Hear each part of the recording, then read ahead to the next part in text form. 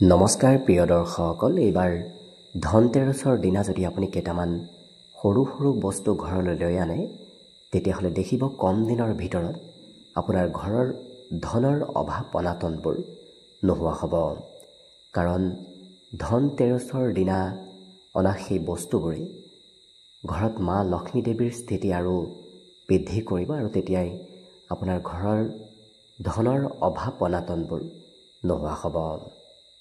এইবাৰ 2025 বৰ্ষৰ ধনতেৰছ যিহেতু 18 অক্টোবৰ শনিবাৰে দিনৰ 1:12 তিথি আৰম্ভ হ'ব আৰু 19 অক্টোবৰ ৰবিবাৰে দিনৰ 1:44 এই ধনতেৰছৰ তিথি চলি থাকিব। প্ৰতি বছৰে কাতি মাহৰ কৃষ্ণপক্ষৰ ত্ৰয়োদশী তিথিত ধনতেৰছ যিহেতু পালন কৰা হয়, গতিকে এই ধনতেৰছৰ পালন কৰাৰ বিশেষ গুৰুত্ব এইবাবেই দিয়া হয় কাৰণ ঘৰত ধন টকা পইচাৰ যাতে কোনো ধৰণৰ অভাৱ অনাটন নহয়। বিশেষকৈ দীপাৱলীৰ প্ৰাক মুহূৰ্তত এই ধনতেৰছ পালন কৰা হয়। যেতিয়াই সমুদ্ৰ মন্থন হৈছিল, সমুদ্ৰ মন্থনৰ সময়ত দেৱতাসমূহৰ চিকিৎসক ধন্বন্তৰীয়ে হাতত সোণ ৰূপেৰে ভৰা কলচী লৈ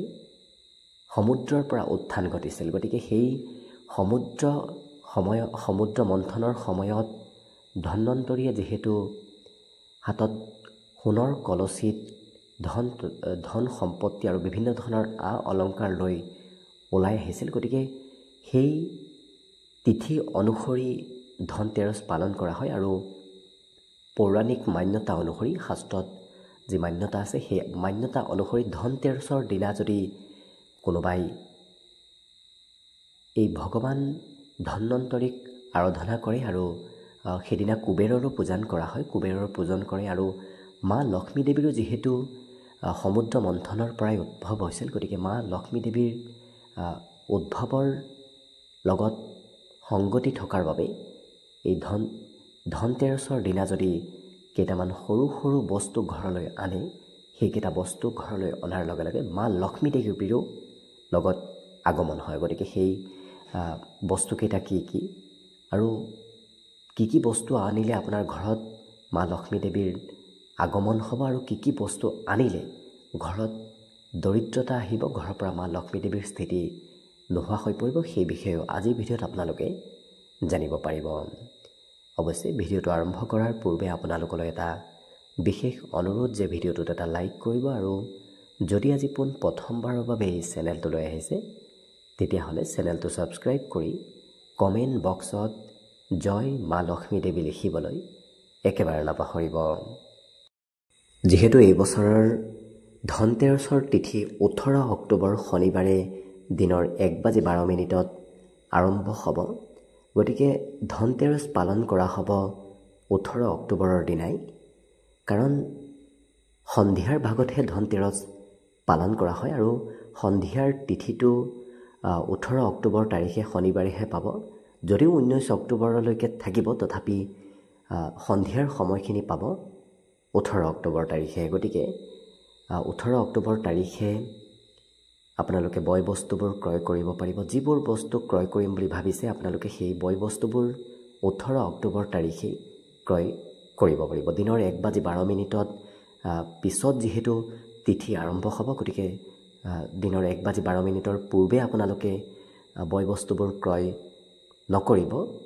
আৰু সন্ধিয়াৰ সময়খিনিত ক্ৰয় কৰাটো অৱশ্যে অত্যন্ত লাভদায়ক হ'ব। যদি আপুনি সন্ধিয়া ওলাই যোৱাত অসুবিধা হয় তেতিয়াহ'লে পূৰ্বতেই কৰিব, কিন্তু সন্ধিয়া সময়ত ক্ৰয় কৰা সম্পদৰ মূল্য বহুখিনি বৃদ্ধি পাব। আৰু শাস্ত্ৰত উল্লেখ আছে, যদি ধনতেৰছৰ দিনা বিশেষকৈ সোণৰূপ কোনোবাই ক্ৰয় কৰে, সেই সোণৰূপৰ মূল্য 13 গুণ বৃদ্ধি পায়।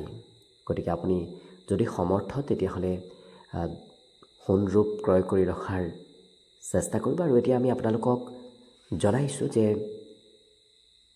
কি কি বস্তু ক্ৰয় কৰাটো শাস্ত্ৰসমূহত অত্যন্ত শুভদায়ক বুলি উল্লেখ আছে। আৰু এইবাৰ ধনতেৰছত আপুনি কি বস্তু ক্ৰয় কৰিলে ঘৰত মা লক্ষ্মী দেৱীৰ প্ৰৱেশ ঘটিব, তাৰে সেই বস্তুবোৰৰ বিষয়ে আমি আপোনালোকক জনাইছোঁ।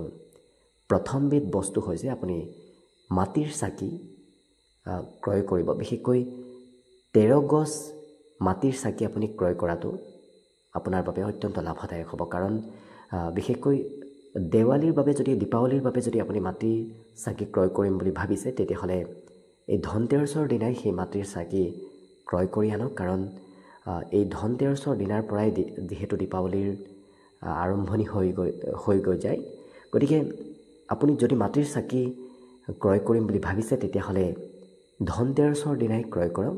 দেখিব সেই মাটিৰ চাকিয়ে আপোনাক, মাটিৰ চাকিৰ লগত আপোনাৰ ঘৰতো মা লক্ষ্মী দেৱীৰ আগমন হ'ব। আৰু সেই মাটিৰ চাকিৰে যদি আপুনি পূজা অৰ্চনা কৰে, তেতিয়াহ'লে ঘৰত বিশেষকৈ লক্ষ্মীৰ স্থিতি হ'ব ধৰিব। গতিকে নিশ্চয় মাটিৰ চাকি আপুনি ক্ৰয় কৰিব পাৰিব। আপুনি ক্ৰয় কৰাৰ চেষ্টা কৰিব। ইয়াৰ পিছত দ্বিতীয়বিধ বস্তু হৈছে সোণ ৰূপৰ অলংকাৰ।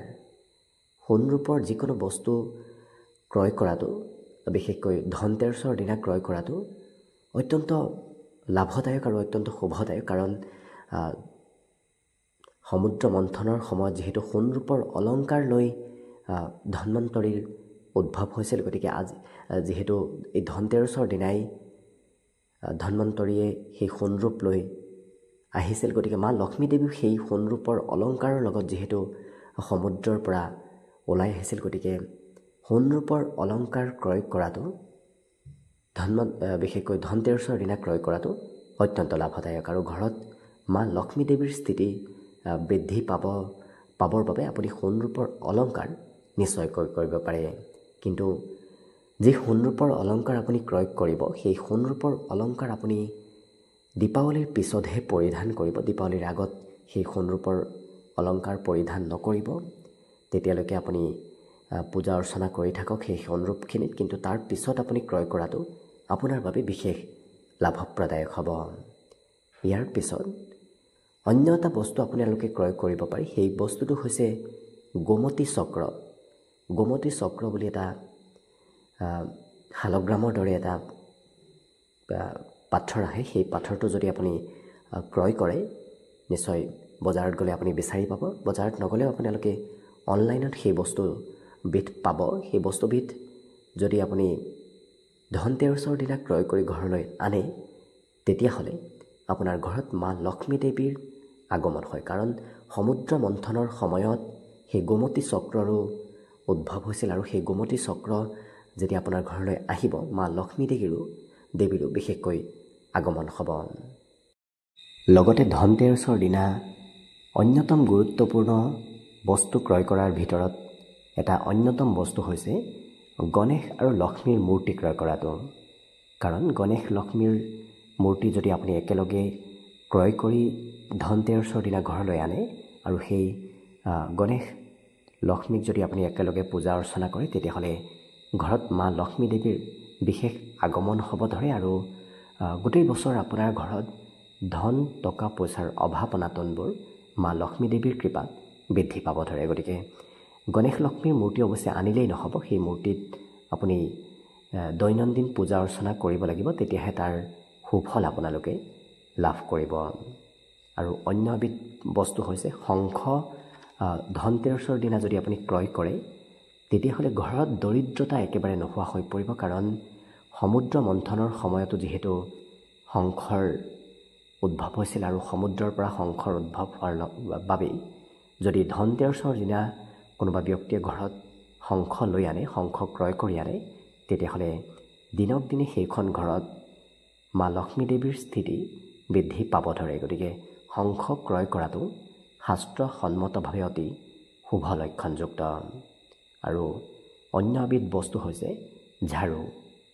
ধনতেৰছৰ দিনা যদি আপুনি ঝাৰু ক্ৰয় কৰি আনি ঘৰত ৰাখে, তেতিয়াহ'লে সেই লৈ অনা ঝাৰুৰ লগত মা লক্ষ্মী দেৱীৰ আগমনো হয়। কাৰণ ঝাৰুত লক্ষ্মী দেৱীৰ বসতি থাকে। আৰু বিশেষকৈ সেই ঝাৰু আপোনালোকে দীপাৱলীৰ পিছতহে ব্যৱহাৰ কৰিব। দীপাৱলীৰ আগত সেই ঝাৰু ব্যৱহাৰ নকৰিব, সেইটো মনত ৰাখিব। আৰু ঝাৰু ক্ৰয় কৰাটো অত্যন্ত শুভদায়ক বুলি শাস্ত্ৰত উল্লেখ আছে। গতিকে এইবাৰ ধনতেৰছৰ দিনা আপোনালোকে ঝাৰু ক্ৰয় কৰা নিশ্চয় চেষ্টা কৰিব।